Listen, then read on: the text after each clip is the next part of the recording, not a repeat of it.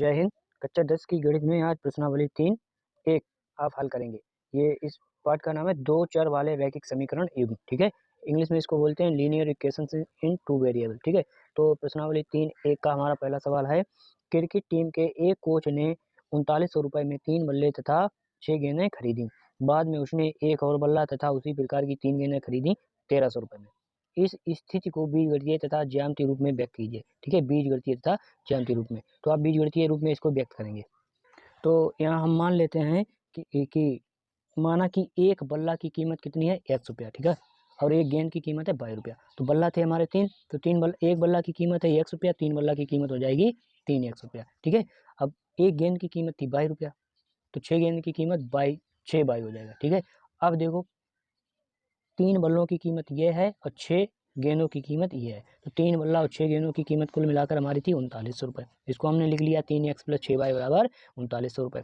यहाँ से हम 3 बाहर निकालते हैं, 3 को हम कॉमन लेते हैं। ठीक है, 3 को कॉमन लेंगे तो यहाँ x + 2y, ठीक है, बराबर में 3900। अब x + 2y बराबर, यहाँ हमने लिखा था 3900/3। ठीक है, 3 से इसको भाग दे दिया। ठीक है, तो 13 आ गया।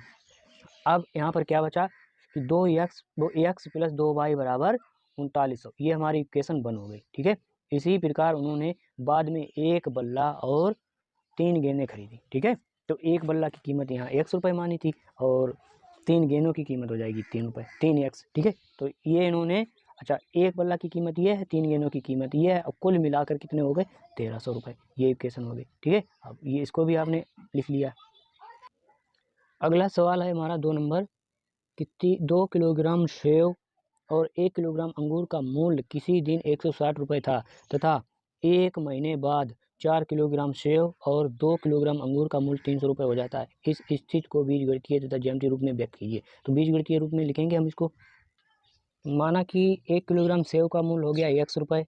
ठीक है, और 1 किलोग्राम अंगूर का मूल्य हो गया 22 रुपये। ठीक, तो यहाँ हम लिखेंगे सेव, इधर लिखेंगे अंगूर। ठीक है, अच्छा, तो सेव हमारे थे 2 किलोग्राम, अंगूर थे 1 किलोग्राम। तो 1 किलोग्राम सेव का मूल्य था 1 रुपया, तो 2 किलोग्राम सेव का मूल्य हो जाएगा 2 × 1 रुपया। ठीक है, तो 1 किलोग्राम अंगूर का मूल्य है 22 रुपया।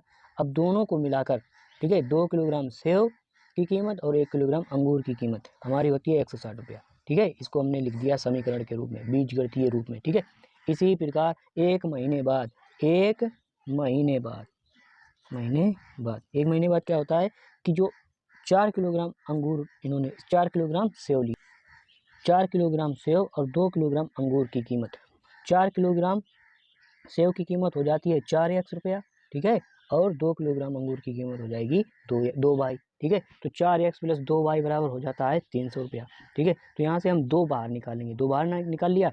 अब क्या करेंगे, यहाँ से 2 बाहर निकालेंगे तो यहाँ बचेगा 2x, ये 2 इधर आ गया तो यहाँ बचेगा y बराबर 300। 2x + y बराबर 300/2। ठीक है, अब 2 से इसको भाग देंगे, 300 में 2 से भाग देंगे, आपका आएगा 150। ठीक है, तो 2x + y बराबर 150, ये आपकी इक्वेशन हो गई 2। ठीक है, तो ये दोनों आपने बीजगणितीय रूप में लिख दिए। आपका सवाल यहीं हल हो गया। अगला तीसरा सवाल है, संजीव बाजार जाता है और 20 रुपए में 3 संतरे 4 अनार खरीदता है। ठीक है, बाजार में घूमते घूमते संजीव को उसका मित्र गौरव मिलता है। वो भी बाजार में फल खरीदने के लिए आया है। गौरव ने भी उसी दुकान से 80 रुपए में 12 संतरे 16 अनार खरीदे।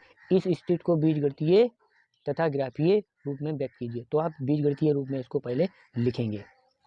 अब आप मानेंगे कि मान लिया कि एक संतरा की कीमत 100 रुपया है और तथा एक अनार की कीमत 22 रुपया है। ठीक है, ये आपने मान लिया। अब यहाँ लिखेंगे संतरा, इधर लिखेंगे अनार।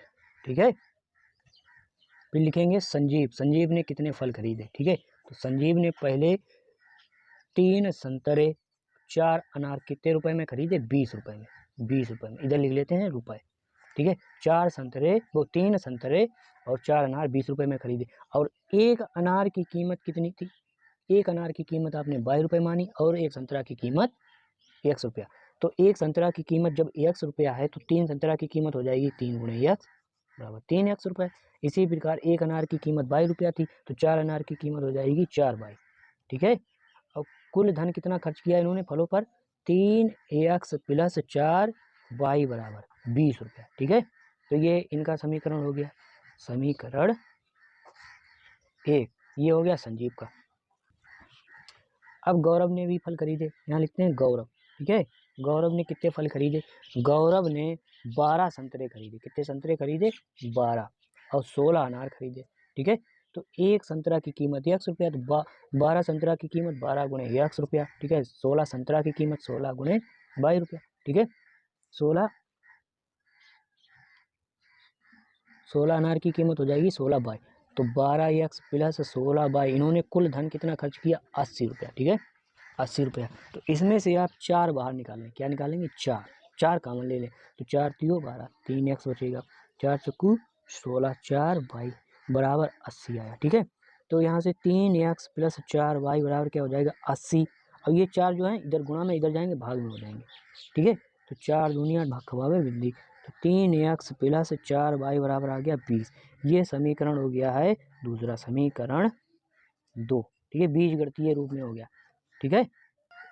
जो अगला सवाल है, लास्ट सवाल रह गया इस अभ्यास का, इस प्रश्नावली 3.1 का आखिरी सवाल है, चौथा। अच्छा सवाल है।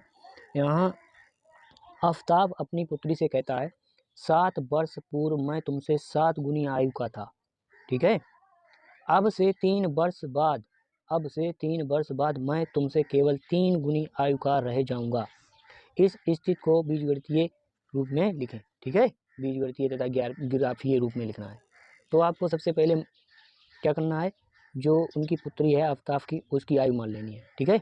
तो यहाँ आप मानेंगे कि आफ्ताब की वर्तमान आयु है 22 वर्ष और उनकी आफ्ताब की पुत्री की आयु है x वर्ष।